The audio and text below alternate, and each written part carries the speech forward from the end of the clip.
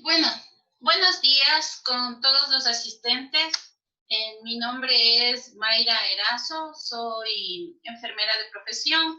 El día de hoy, en esta empresa que ha sido creada con el fin de brindar asesoría a todas las personas que lo necesiten dentro de sus ámbitos laborales para la apertura segura, ahora que ya en próximos días la ciudad cambiará al semáforo amarillo.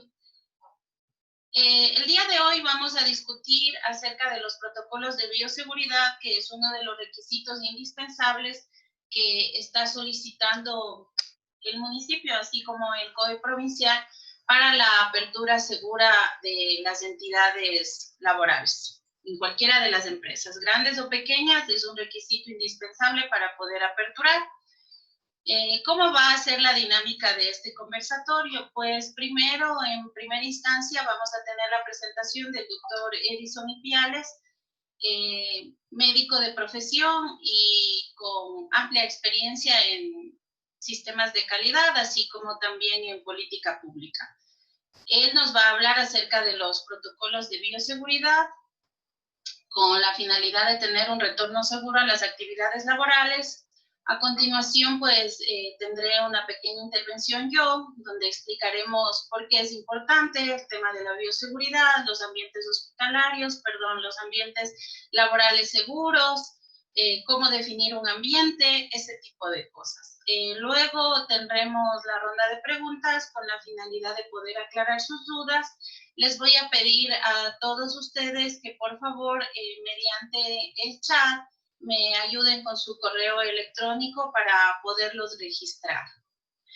Dicho esto, pues vamos a iniciar. Le doy la palabra al doctor Edison Ipiales.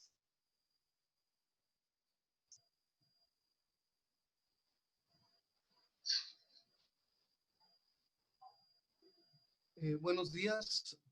Un gusto poder volver a compartir con algunos de ustedes nuevamente. Me gustaría que nos indiquen si es que nos están escuchando adecuadamente todos. Si es que alguien tuviera alguna dificultad para revisar eh, algún tema técnico y puedan ustedes escuchar y observar esta presentación que hemos elaborado para ustedes de manera consolidada, resumida, con el objetivo de que ustedes puedan tener una idea general de cómo es la metodología para pasar del aislamiento al distanciamiento en el escenario del semáforo amarillo.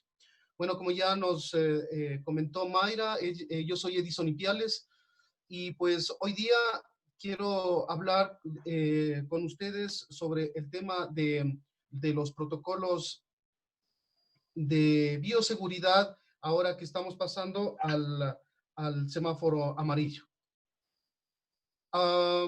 Yo quisiera comenzar hablando sobre unos dos temitas que son importantes que ustedes lo conozcan y que es igualmente importante entenderlo a la hora de comenzar a desarrollar protocolos. Y sobre todo protocolos de bioseguridad. En primer lugar, es importante que nosotros tengamos bien claro uno de los primeros conceptos que vamos a tener que utilizarlos frecuentemente, como son el tema de la cadena epidemiológica.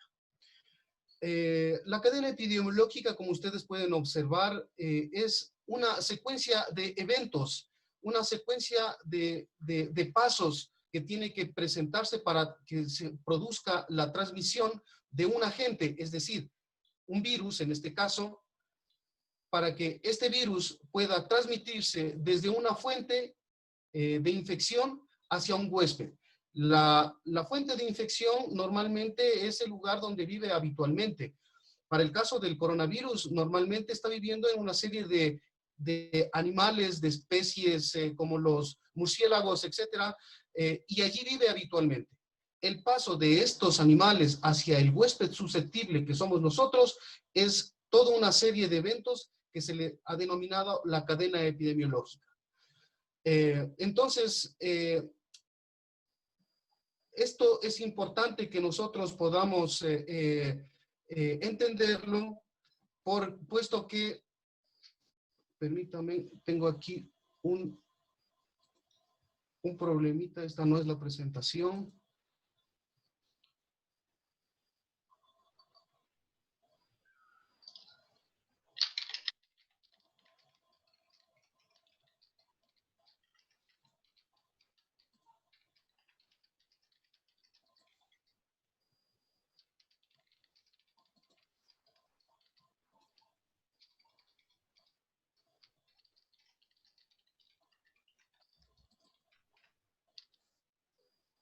Por favor, si me ayudan con sus correos electrónicos para luego poderles enviar la presentación.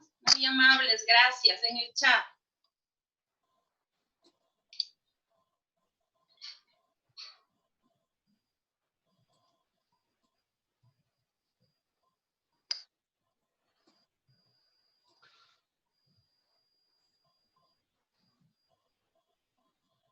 Ok. Bueno, mil disculpas. Ya la tengo la presentación que estamos trabajando. Entonces, retomo esta conversación indicando lo que ya había dicho anteriormente sobre la cadena epidemiológica, que son toda esta serie de pasos y eventos que tienen que presentarse para que un virus pase desde un reservorio donde vive habitualmente hasta las personas susceptibles que somos nosotros.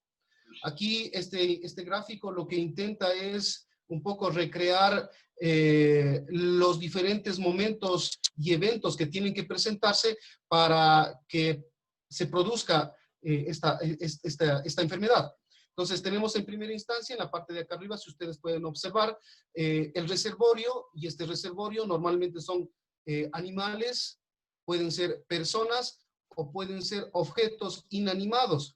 En estos reservorios vive habitualmente este virus, y pues por algún motivo, por alguna circunstancia, sea ambiental o sea de contacto, pues el agente, en este caso el virus, va a pasar desde este reservorio, pasa hacia una persona que se convierte en una fuente de contagio. Y esta persona, cuando comienza a interactuar con otras personas, pues ya se convierte en un portador. En un portador que puede ser que tenga síntomas o puede ser que no tenga síntomas. Y en el transcurso de su interacción con diferentes personas, pues comienza a contagiar a huéspedes susceptibles, que aquí, como vemos, se trata de personas comunes y corrientes como nosotros. Esta serie de eventos que suceden desde el hábitat normal y natural del virus hasta las personas susceptibles, es lo que los epidemiólogos denominan la cadena epidemiológica. Y sucede esto en todas las circunstancias, en todos los momentos que se presentan epidemias. Este es un primer concepto que nosotros tenemos que tenerlo muy claro a la hora de implementar los protocolos. Primer concepto. Dentro de este concepto también tenemos que tenerlo bien claramente identificado de que los virus, una vez que ya comienzan en esta cadena epidemiológica, necesitan una puerta de entrada de huéspedes susceptibles. Para nuestro caso muy concreto, que es el del virus del COVID, las puertas de entrada son las conjuntivas que están en los ojos, el aparato respiratorio, y dentro del aparato respiratorio las fosas nasales, perdón, aquí hay un error, y la boca. Pero estas puertas de entrada son adecuadas siempre y cuando haya condiciones para esa transmisión, como es la edad. Ya sabemos que las personas de mayor edad son más susceptibles. El estilo de vida, es decir, cómo nosotros nos interrelacionamos con las demás personas, el lugar de residencia, el estado de nutrición y el estado de nuestras defensas o estado inmunológico, van a influenciar directamente en esta cadena de transmisión, es decir, como en este momento estamos hablando de la puerta de entrada.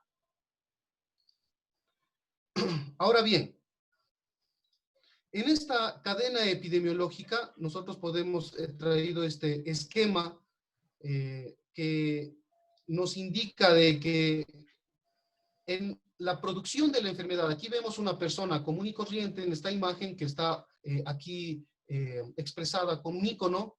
esta persona está aquí en este momento, marcado por esta línea. Detrás de esta línea no está enfermo y a partir de esta línea la persona ya está enfermo. Cuando no está enfermo, pues la persona es un individuo susceptible en cualquier momento de infectarse. Y en este momento, lo único que nosotros podemos hacer es lo que se denomina la prevención primaria. Es decir, nosotros debemos evitar que esta persona sana y que es susceptible, tenemos que evitar que esta persona se contagie a través de una serie de acciones de promoción y de fomento de la salud y además de protecciones específicas. Ya voy a poner algunos ejemplos. Ahora bien, si es que la persona ya tuvo un contagio, la persona va a iniciar su proceso de enfermedad y va a haber un periodo en el cual no tiene síntomas. Y en este periodo en el cual no tiene síntomas, pues la prevención más importante es el diagnóstico precoz y el tratamiento inmediato, si es que llegara a presentar los primeros síntomas. Pero si la persona ya tiene la enfermedad con síntomas, entonces las medidas de prevención, que ya son, vuelvo aquí a recalcar, que son prevenciones secundarias, es limitar el daño y intervenir sobre la rehabilitación una vez que ya se haya curado. Este esquema es importante entenderlo porque cuando nosotros hablamos de protocolos de bioseguridad, vamos nosotros a hablar de la prevención primaria, sobre todo. Es decir, antes que la persona se enferme, a través de una serie de medidas de fomento de la salud, de promoción de la salud y de protección específica. El objetivo central de las medidas de bioseguridad están concentradas específicamente en este periodo.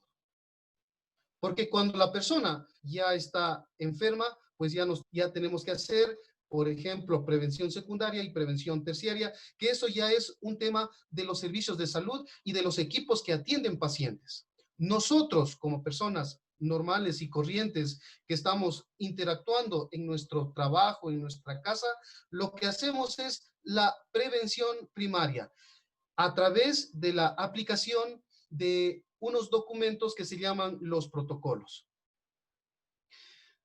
Es importante tener bien claro de que estas medidas de prevención, ya está esto comprobado a través de la investigación, de que estas medidas de prevención normalmente van a reducir la aparición de la infección entre un 32 y 33%.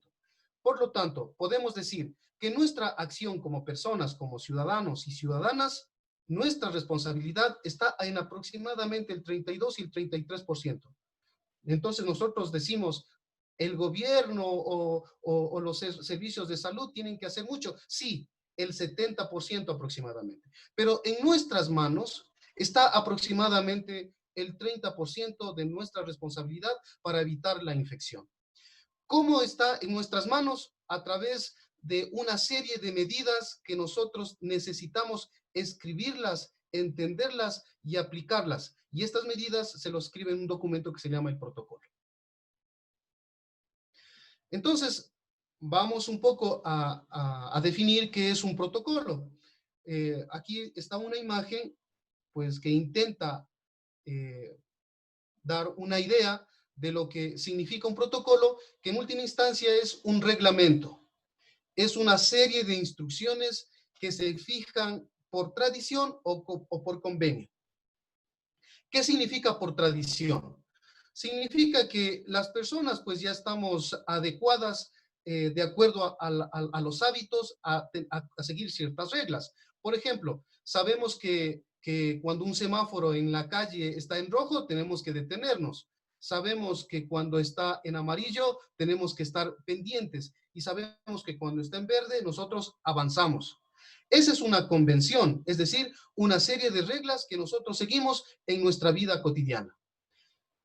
Por convenio significa que hay un acuerdo. Y en esas circunstancias, vamos a poner el ejemplo ahora que nosotros nos estamos poniendo de acuerdo. Y nosotros no nos referimos a nosotros ciudadanos, sino nosotros a las diferentes instituciones, a las autoridades que discuten todos los días para tener un convenio, un acuerdo de cuáles pasos, de cuáles reglas vamos a seguir en los protocolos ahora que se viene, por ejemplo, el semáforo amarillo. Entonces, un protocolo es un documento o una normativa que establece cómo se debe actuar en ciertos procedimientos. En este caso, los procedimientos que vamos a describir son los procedimientos de prevención, de protección, para evitar que personas sanas y susceptibles, como somos nosotros, nos podamos contagiar de la enfermedad. De este modo, recopila conductas, acciones y técnicas que se consideran adecuadas en ciertas circunstancias. Y las circunstancias a las que nos referimos es una epidemia y una pandemia que pues nos está afectando, cuyo agente causal es un coronavirus que produce una infección severa de nuestras vías respiratorias y luego de falla de nuestro sistema en general que puede llevar a la muerte. Los protocolos pueden ser expresados de diferente manera. Los protocolos pueden ser expresados de manera gráfica, como lo vemos acá, que en realidad para las personas sean de fácil asimilación. Y así tenemos nosotros en un montón de lugares los pasos que se deben seguir de manera gráfica. Pero no necesariamente puede ser gráfico, puede ser a través de un video. Vemos en el YouTube cómo lavarnos las manos, el paso 1, el paso 2, el paso 3 y el paso 4. Pero también pueden ser elaborados a través de escribir un documento. Nosotros vamos a presentarles una forma que es una forma de descripción de un documento, puesto que entendemos que en algún momento en los negocios, en los pequeños comercios, en las grandes industrias, en algún momento las autoridades podrían acceder a estos lugares y solicitar si es que tienen protocolos. Entonces habrá que presentar algo tangible. Perdón. Con estos antecedentes, nosotros conocemos de que estamos pasando del aislamiento al distanciamiento. Y ya Quito, a través de su alcaldía, ya ha propuesto al COE nacional, porque quien autoriza este paso es ya el COE nacional, pero quien propone son los COEs cantonales. Nuestro COE cantonal, que está al frente el alcalde Yunda, pues ya ha presentado al COE y tenemos entendido que ya está autorizado. El día miércoles 3 de junio, Quito pasa a un semáforo amarillo. ¿Qué significa un semáforo amarillo? Y sobre todo para las personas que estuvimos en la reunión de la semana anterior, en un semáforo amarillo hay una flexibilización de las medidas para prevenir el contagio. Y en el semáforo amarillo, pues ya hay una serie de medidas que son necesarias para poder nosotros tener mayor interacción y pasar a activar las actividades comerciales, sobre todo. Entonces, como ustedes observaban en la presentación anterior, el alcalde, el COE cantonal, a través del alcalde Yunda, presentó al menos 7 medidas que deberían cumplirse en el semáforo amarillo. Voy a enumerarlas rápidamente. La primera, y la he puesto primera, no solamente yo, sino también el COE nacional. La primera es la reactivación de las actividades productivas siempre y cuando se respeten los protocolos de bioseguridad, con jornadas presenciales de los trabajadores a un 50%. Por eso está escrito la primera. Y por eso yo comencé mi presentación haciendo énfasis en los dos hechos. El primero, en el de la cadena epidemiológica, y el segundo, en el del protocolo. Es importante entender que el protocolo es un documento donde se escriben las normas o los pasos que deben cumplirse para, en nuestro caso específico, evitar, prevenir la infección. Ese es el fundamento de esta primera acción y por eso es importante para el semáforo amarillo. Mientras más se flexibilice la interacción, más estricto tiene que ser la interrelación. Y al ser más estricto la interrelación, esto debe estar escrito en los documentos que son los protocolos de bioseguridad. La segunda medida es la reapertura de los locales comerciales que podrán estar con un aforo de hasta el 30%. La tercera medida es el toque de queda que va de las 18 horas a las 5 horas.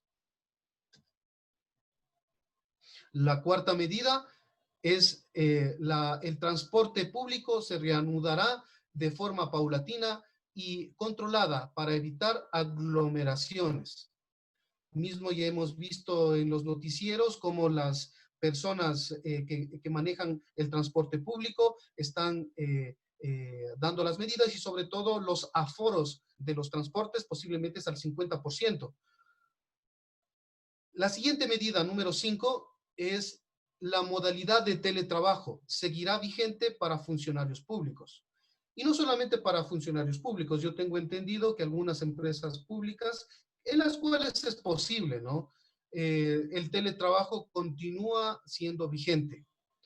La medida 6, la devolución al municipio de Quito la potestad para manejar y emitir los salvoconductos. En este momento, quien emite los salvoconductos es el COE nacional. Y la última medida, solicitud para que en coordinación con el Ministerio de Salud Pública, el municipio de Quito asuma el manejo del cerco epidemiológico de la ciudad. ¿Qué significa esto? Significa que sea ya el municipio, nuevamente en coordinación con el Ministerio de Salud Pública, quienes estén gestionando las medidas de control para evitar de que siga propagándose la infección, la epidemia en otros lugares que posiblemente no están afectadas. En este momento, quien está haciendo esta actividad es el COE nacional. Ok. Entonces, con estos antecedentes, por una parte, tener claro que es una cadena epidemiológica, por otra parte, qué significa un protocolo como un documento tangible de los pasos para evitar y prevenir el contagio, y por otra parte, que estamos en un escenario de que vamos a pasar al semáforo amarillo, donde uno de los factores importantísimos para poder funcionar en la situación de semáforo amarillo es no solo tener un protocolo, sino conocerlo, entenderlo y luego practicarlo. En ese escenario, entonces nosotros les ponemos en consideración la metodología que debería realizarse para elaborar un protocolo. Los protocolos, como lo había comentado en la reunión anterior, muchos de ellos ya están escritos, ya están diagramados, ya están realizados en diferentes modalidades, desde videos hasta gráficos y hasta documentos. Sin embargo, estos documentos, algunos son generales para toda la población y otros han sido creados específicamente para ciertas personas, organizaciones o instituciones. Es por eso que nosotros lo que recomendamos es que haya una adaptación de los protocolos a las condiciones específicas de las personas que las van a implementar. En este caso, por ejemplo, pues lo que nosotros decimos es que aproximadamente este proceso podría llevar alrededor de 10 días, donde el día 1 lo que se busca es un poco el análisis de los ambientes y de las personas que están trabajando en cualquier negocio, en cualquier empresa. Es decir, yo necesito conocer si es que las personas con las que yo trabajo tienen riesgos, por ejemplo. Si es que hay personas embarazadas, porque las mujeres embarazadas son potencialmente de alta vulnerabilidad. Si hay personas de la tercera edad y si es que existen personas con enfermedades crónicas que podrían complicar la situación. También yo en este periodo yo debo hacer un análisis de cómo están los ambientes en los cuales trabajo. porque dependiendo de cada ambiente será la medida a aplicar. Hoy mismo Mayra nos va a dar una presentación del análisis de los ambientes y cómo puedo yo aplicar ciertas medidas dependiendo del riesgo que tienen estos ambientes. El día 3, esta evaluación tiene que pasar a organizar y adaptar, los diferentes protocolos a las circunstancias concretas de cada negocio. El día 6, hacer una capacitación, porque una vez que esté adaptado, las personas tienen que conocer adecuadamente el contenido de los protocolos elaborados. El día 9, ya se comienza con la implementación de los protocolos, pero para implementar un protocolo posiblemente yo voy a necesitar ciertas medidas, como aplicar señalética, como implementar los dispensadores, como habilitar bandejas de desinfección de calzado, como saber qué tipo de prendas de protección voy a usar, etcétera. Y finalmente, a partir del día 10 en adelante, lo que se realizará es estar pendientes de la identificación de los signos de alarma a través de una evaluación diaria de los signos que son la fiebre, la tos y la dificultad respiratoria. Frente a esos escenarios de potenciales contagios, saber qué protocolo vamos a seguir para que pueda tener una adecuada atención médica y o aislamiento. En este sentido, pues nosotros como empresa ponemos en consideración esta metodología. Para nosotros era importante poder compartir con ustedes no solamente el hecho de implementar una u otra medida, no solamente el hecho de tener o no tener protocolos, sino también de que todos sus protocolos estén adaptados a las circunstancias tanto de tipo de trabajo que realizan, como también de la complejidad que ésta tenga. Hasta allí yo les he traído esta presentación. Voy a dejarles con Mayra para que puedan conversar con ella sobre el tema que ya les planteé. Y a continuación, pues pasamos a preguntas que ustedes crean necesarios que profundizar. Entonces, Mayrita, por favor, para que siga. Sí, bueno, muchas gracias, Edison. A continuación, nosotros vamos a conversar acerca de pronto una palabra que se ha convertido últimamente en muy conocida, ¿no? O sea, siempre está en nuestra boca, siempre está en nuestra presentación. Les escuchamos hablar a muchas personas al respecto. Conocemos y sabemos que las entidades de salud y todo el mundo está como muy preocupado acerca de estas palabras. Conocemos también que hay muchas cosas que se hacen con relación a mantener la bioseguridad. Esta palabra es la bioseguridad, que es lo que yo ahora les voy a pasar a compartir a ustedes y vamos a conversar al respecto de eso.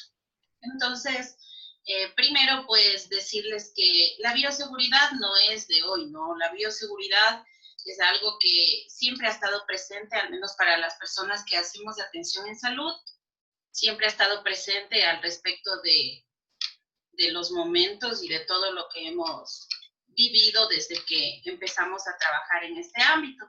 Pero de pronto para las personas regularmente no es como muy conocido. Pero claro, últimamente todos escuchamos bioseguridad, pero en realidad, ¿qué es la bioseguridad, no? O sea, ¿qué es y por qué es tan necesaria? Es de lo que yo les voy a conversar, haciendo un poco énfasis al respecto del paso 1 que hablaba Edison, que es donde uno debe de conocer principalmente los ambientes en los que yo estoy actuando y qué ambientes son los que de pronto podrían producirme a mí un poco más de riesgo cuando yo debo de implementar mi protocolo.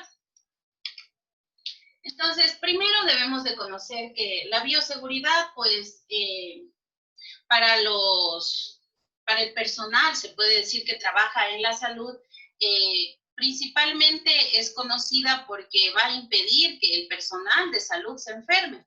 Ahora, lógicamente, esta frase y esta palabra se ha acoplado ya muy bien a nuestro diario vivir y ha llegado pues a definirse ya no únicamente como una norma o una regla que debe de cumplir el personal de salud dentro de su círculo hospitalario, sino ya se ha ido más allá.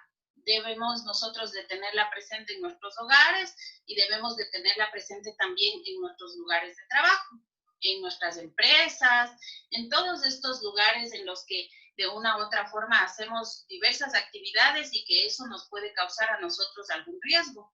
Entonces, esta es una de las frases y por eso es que dice ahí, es uno de los significados, por eso es que dice, también se puede definir como un conjunto de medidas preventivas que deben tomar el personal que trabaja en áreas de la salud para evitar el contagio de enfermedades de riesgo profesional. Claro, antes era de riesgo profesional porque se entendía que las personas que iban a trabajar en un hospital estaban más susceptibles de enfermarse de estas patologías, pues que de una u otra forma nunca iban a estar en nuestra casa. Pero esta definición ya ahora ha cambiado un poco y a nosotros nos ha tocado como personas que estamos regularmente en nuestras viviendas o en nuestros lugares de trabajo, que no necesariamente tiene que ser un hospital, pues a estar en riesgo de contagiarnos de una enfermedad como la que al momento estamos pasando. Entonces, debido a esto es importante conocer que nosotros debemos definir que es necesario pues contar con un protocolo de bioseguridad. Hablamos en la fase 1 que indicaba Edison acerca de la evaluación inicial, debemos de definir los ambientes y cómo van a estar las personas y sus relaciones, es decir, dónde va a interactuar cada una de estas personas y qué es lo que va a estar haciendo, qué actividad es la que va a tener. Esto va a hacer que yo tenga que conocer a fondo principalmente cuál es el trabajo que realiza cada uno de mis empleados, si es que yo tengo varios, o si es que yo soy la única persona, qué actividad es la que estoy realizando en cada uno de los ambientes de mi negocio, por ejemplo. Y si es que es en mi hogar, pues qué actividad es la que yo estoy realizando en cada uno de estos lugares. Lógicamente en el hogar ya nosotros tenemos definido, ¿no es cierto?, que de pronto en la cocina es donde yo preparo los alimentos, que el comedor es en donde yo me sirvo los alimentos y así, cada una de estos ambientes. Y para eso, perdón, se saltó una diapositiva. Y para eso yo debo de conocer que esta palabra, principalmente bioseguridad, para mí significa bioseguridad. Bio significa vida y seguridad, pues es una ausencia de riesgo. Y para yo tener esto, tengo que implementar una serie de medidas. Donde está, como ya les había dicho, principalmente la evaluación inicial, la definición de ambientes y cómo van a estar relacionadas las personas. Para esto yo debo de conocer primero qué es un ambiente. ¿Qué es un ambiente? Significa decidir o definir qué es el lugar donde yo voy a estar o qué es el lugar donde yo estoy trabajando o qué es ese lugar que va a tener a mí que ayudarme a cumplir mi trabajo sin causarme ningún problema para mi salud en este caso. Entonces, yo para eso debo de conocer que mis ambientes yo los tengo que definir en estas tres circunstancias. Primero, un ambiente no crítico.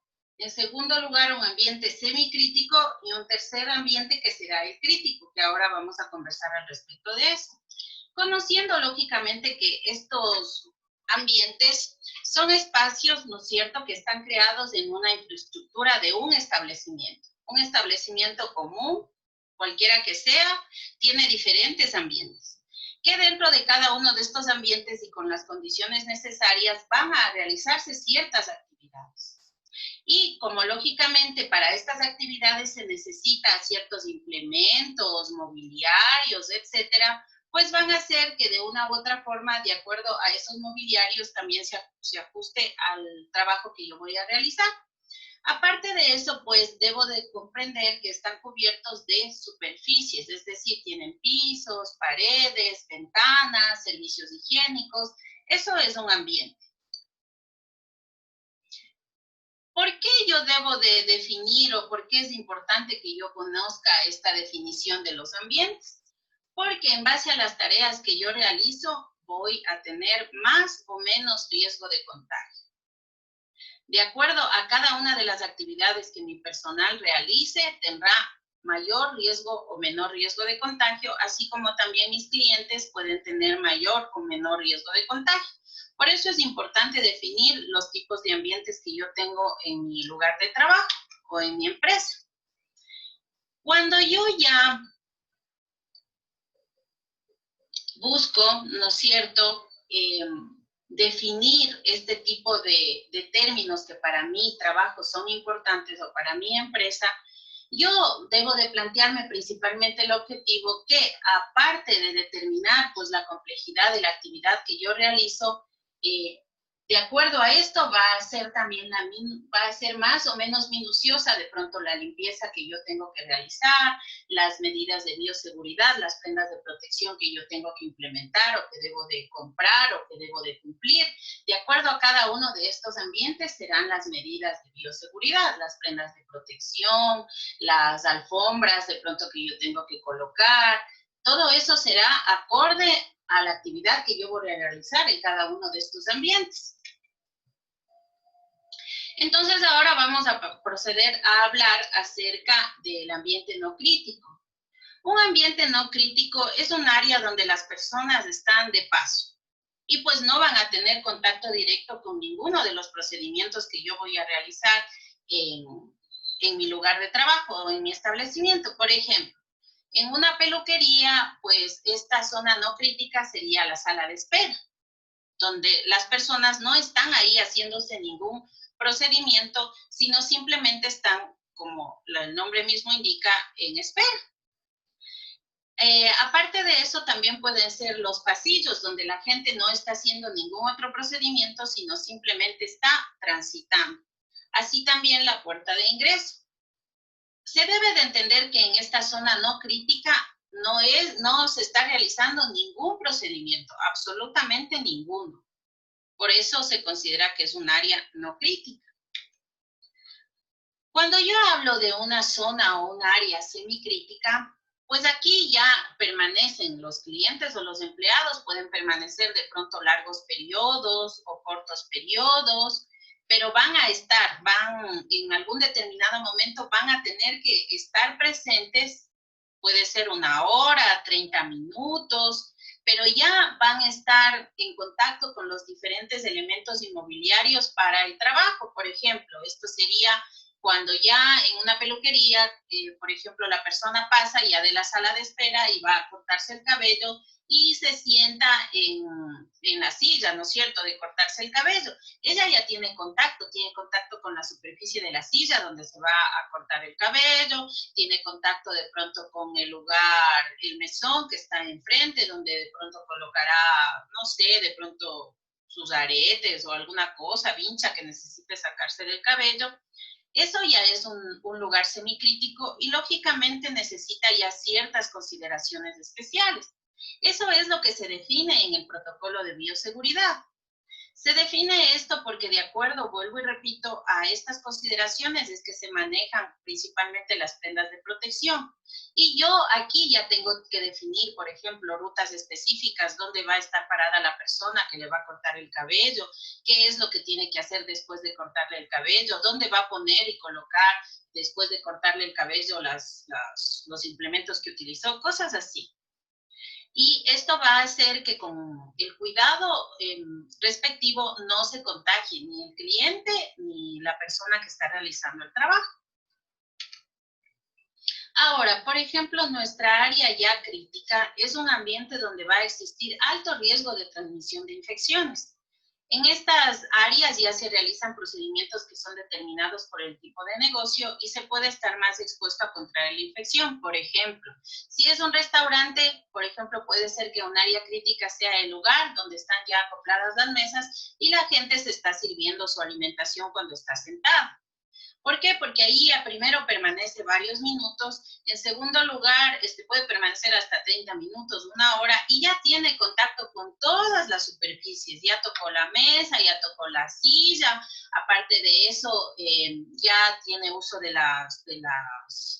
vajillas de alimentación que se están utilizando. Luego va a tener que acercarse de pronto a cancelar o va a acercarse la persona a solicitarle que cancele. Entonces, eso hace que ya tenga un riesgo mayor de poder contaminarse. Es por eso que en cada uno de los negocios son diferentes. En cada uno de los negocios se debe indicar qué tipo de áreas son. Y dentro de estas también, por ejemplo, tenemos, ¿no es cierto?, todos las empresas o todos los negocios pequeños, grandes, pues tienen un servicio higiénico. De acuerdo a eso será, por ejemplo, igual la limpieza. ¿Cómo vamos a limpiar?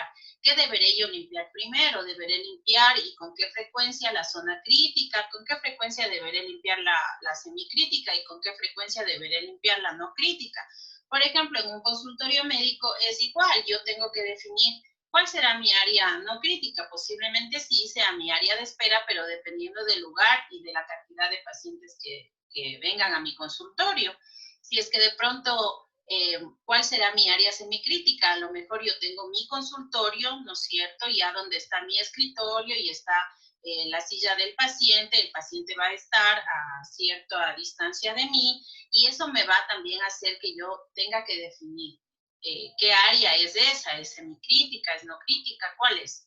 Y eso me va a ayudar a mí para que cuando yo tenga definido esto pueda implementar adecuadamente todas las prendas de protección que se necesiten y aparte de eso, pues también deba de implementar los protocolos o procedimientos de limpieza y desinfección porque hay que recordar que este virus permanece algún tiempo en las superficies. Por ende, se hace necesario realizar una limpieza y desinfección correcta, principalmente. De pronto en la reunión anterior ya tratábamos todo lo que era acerca de limpieza y desinfección y en realidad vemos que todavía nos falta mucho camino por andar en el tema de lo que es la limpieza y desinfección como tal. Pero lógicamente si es que yo defino ya mis áreas, eso me va a ayudar a mí para que primero yo no gaste demasiada cantidad ni de dinero ni de materiales a realizar esta limpieza. Y en segundo lugar, cuando yo defino esto, también me va a ayudar a mí para que las prendas de protección que yo voy a utilizar así mismo sean acordes al tipo de trabajo que yo estoy realizando. Debemos pues de indicar, como ya les decía, que una parte principal de esto es la desinfección de ambientes y el uso de las prendas de protección, así como también todos el resto de métodos que se va a utilizar para la prevención de infecciones. Y no lo sé, pruebas rápidas, vuelvo a repetir el pediluvio o la bandeja de desinfección de calzado. Y por último, debemos de conocer que la bioseguridad es universal y es en todos los sentidos.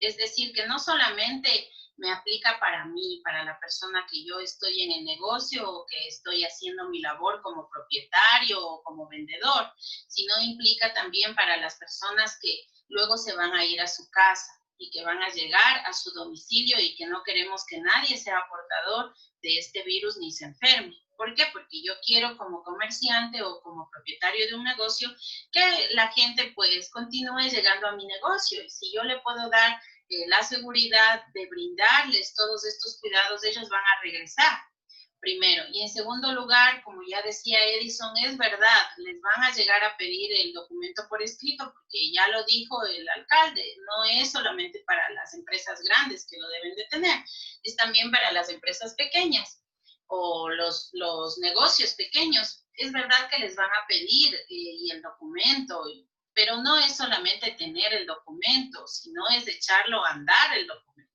Es sostenerlo, es conocerlo, es vivirlo, hacer que cada uno de los participantes del negocio, los empleados, los socios, cada uno de ellos lo domine y sepa qué es y cómo tiene que actuar en cada una de las instancias para así evitar que nos enfermemos todos. Eso es de mi parte. Ahora vamos a pasar a la ronda de preguntas. Así que les escuchamos.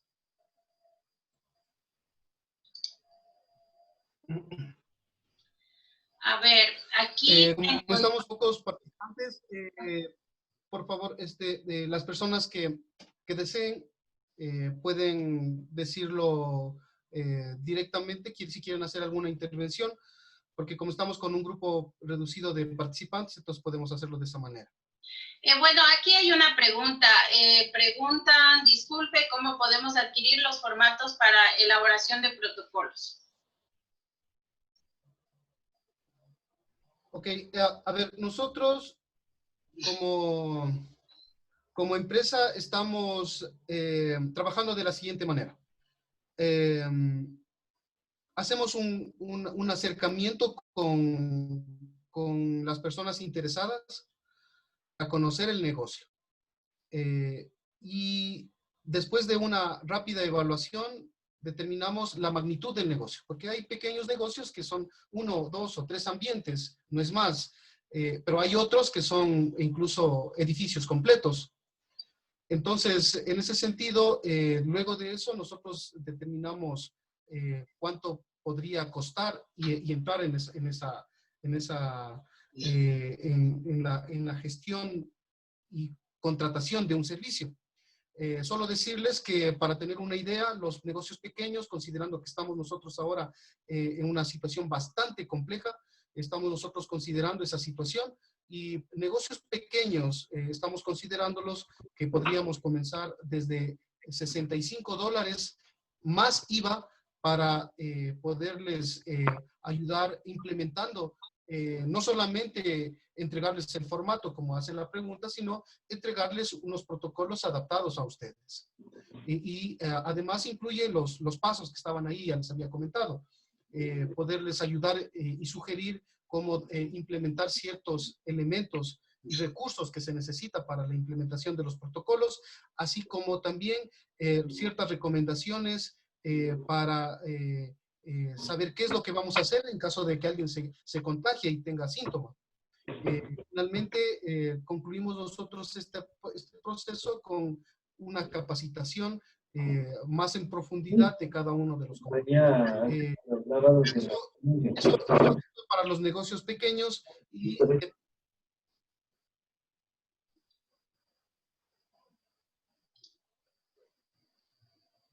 no sé si alguien quiere, no sé si Pero aquí hay otra pregunta que dice, ¿se exigen estos protocolos para todo tipo de negocios, aunque sean pequeños, por ejemplo, peluquerías, bazares, papelerías? Lo adecuado, lo correcto es que todos tengamos, sobre todo si es que vamos a tener los negocios, todos deberíamos tener los protocolos. Tanto como para poder responder a las autoridades, que pues sabemos que no es que van a tener todo el personal necesario para ir a vigilar a todo el mundo. Pero es como el SRI, ¿no? El SRI debería estar controlando en todos los negocios que a ver si estamos facturando o no. Pero no tienen la suficiente cantidad de personal. Pero en algunas circunstancias podrían llegarnos. Entonces, uno de los motivos es contar con un requisito legal para poder funcionar en estas circunstancias. Y otra cosa también es porque necesitamos evitar, prevenir que nos contagiemos, porque cuando estamos en un negocio, pues todo el tiempo estamos interactuando con nuestros clientes y la interacción con el cliente, pues nos expone a un cierto riesgo. A ver, aquí hay otra pregunta que dice, buenos días, ¿quién será el encargado de controlar si tienen los protocolos en cada empresa? Bueno, en realidad eso no está definido todavía, la autoridad todavía no lo define, pero al menos aquí en las diferentes ruedas de prensa que ha tenido el alcalde, porque está muy empoderado, pues él, como indicaba Edison, inclusive en una diapositiva, incluso está solicitando que se cambien acá al municipio, ya que sea el encargado de autorizar los salvoconductos. Entonces, el municipio es el que al momento está liderando esto, ¿no? Aunque todavía estas directrices del COE, de cada COE provincial, es que ha indicado esto, que el tema de los protocolos a raíz de una directriz del COE nacional, pero todavía no está indicado quién será el encargado de controlar, pero hasta podría ser como parte de permiso de funcionamiento inclusive. A ver, aquí hay otro que dice, ¿los protocolos deben estar aprobados por qué personas o qué instituciones? Los protocolos no van a ser aprobados. Solo hay que tenerlos nomás. existen grandes protocolos, ¿no? Que ya el COE nacional ha emitido. Si ustedes ingresan a la página web del COE nacional, ahí van a tener un listado de protocolos. Yo creo que son más de 50 de diferentes tipos y para diferentes circunstancias. Allí está el protocolo desde el manejo de los cadáveres hasta el manejo de los transportes públicos y privados y hasta también algunos lineamientos y disposiciones que hace el COE. Entonces, allí están todos estos documentos. El trabajo que tiene que hacerse es adaptar el protocolo a mi negocio. Y esa adaptación es lo que yo debo tener. Y eso no va a ser aprobado ni va a ser certificado por nadie. Porque decir que mi protocolo lo voy a hacer aprobar y tener un certificado de que ya cuento con estos documentos, no se va a hacer eso. Simplemente debe estar disponible para que en alguna circunstancia que se requiera, por ejemplo, en las diferentes operativos, así le llaman, en los diferentes operativos que salen diferentes instituciones, hacer recorridos por la ciudad, pues, y si es que en esos operativos alguna de las autoridades solicita la disponibilidad, pues ustedes puedan presentar sin ningún problema. No solamente presentar, sino también que puedan observar que está implementado el protocolo. Es decir, no necesariamente yo debo tener solamente el documento, sino también debo tener la señalética, debo tener la ruta, debo tener las prendas de protección, las medidas de barrera, lo cual implica que el protocolo pasó del papel, pasó a la implementación. Y esta implementación pues puede, ya define que está siendo ejecutado y en funcionamiento, por lo tanto no se necesita una certificación o una aprobación. Aquí hay otra pregunta, dice, ¿es necesario tener un certificado de haber seguido un curso de bioseguridad? Bueno, en realidad no es necesario, no están solicitando tampoco eso. Hasta el momento lo que han solicitado es tener un protocolo con la finalidad de bioseguridad, con la finalidad de que se pueda prevenir la infección por este virus en el momento en el que usted está realizando su actividad o su trabajo. Entonces, eso es lo que en este momento está indicando la autoridad. No sé si es que tienen alguna otra pregunta.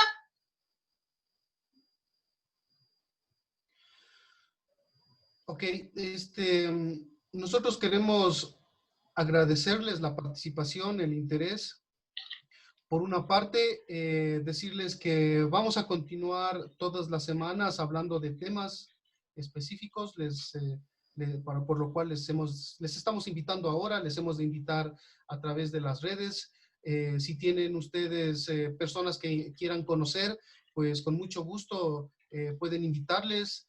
Si ustedes quisieran hablar de algún tema concreto, con mucho gusto lo hacemos por una parte, y por otra parte, si es que tuvieran ustedes interés en acceder a nuestros servicios, pues ahí vamos a dejar siempre el número de teléfono y el correo electrónico para que ustedes puedan comunicarse. Y nosotros con mucho gusto les atendemos y les daremos el asesoramiento adecuado. Siempre en el contexto en el que nos encontramos. Nos encontramos en una grave crisis económica y por lo tanto nosotros nuestro interés es de que este servicio pueda ser a muy bajo precio y además nosotros asesorarles para que puedan implementar ciertas medidas a bajo precio también, ¿no?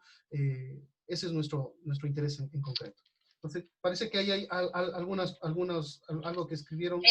Hay una pregunta que dice, en un negocio de alimentos, ¿es necesario colocar barreras de acrílico entre los usuarios? Bueno, en primera instancia, como ya les había comentado, hay que definir primero los ambientes.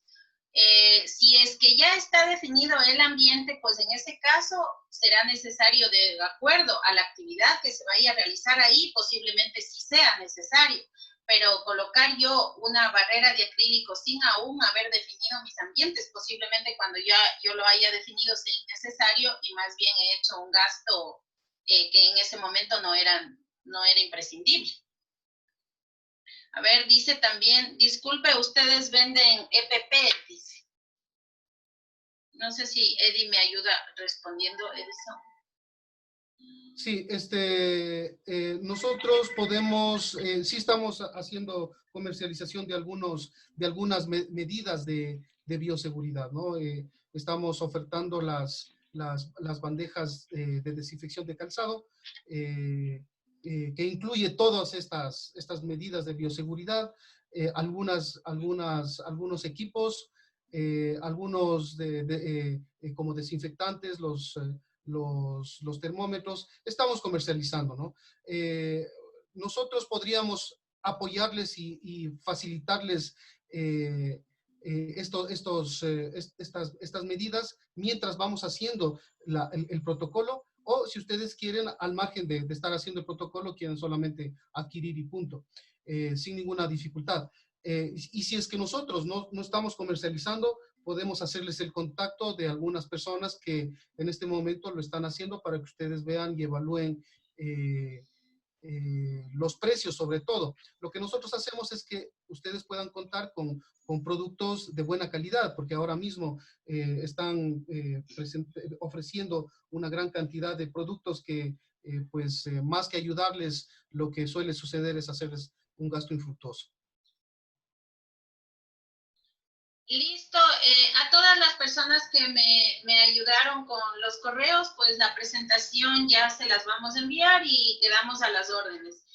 La próxima semana igual tendremos la misma reunión a la misma hora. Si es que ustedes necesitan discutir de algún tema específico, les coloqué ahí el número de teléfono que cuenta con WhatsApp, nos pueden hacer llegar sus temas. Y pues aquí los pondremos en consideración y los discutiremos. Bueno, agradeciéndoles a todos ustedes por haber el día de hoy compartido con nosotros, darse un tiempo que es muy importante para conversar y para definir criterios y sobre todo que la información que llegue sea clara, porque hay demasiada información, demasiada, y muchas de las ocasiones no llega de forma clara hacia los oídos que necesita llegar. Eso, y como empresa nosotros siempre estamos comprometidos principalmente con el beneficio general de la población. Listo, de mi parte igual, muchas gracias, un saludo y hasta la próxima semana. Muchas gracias. Hasta luego.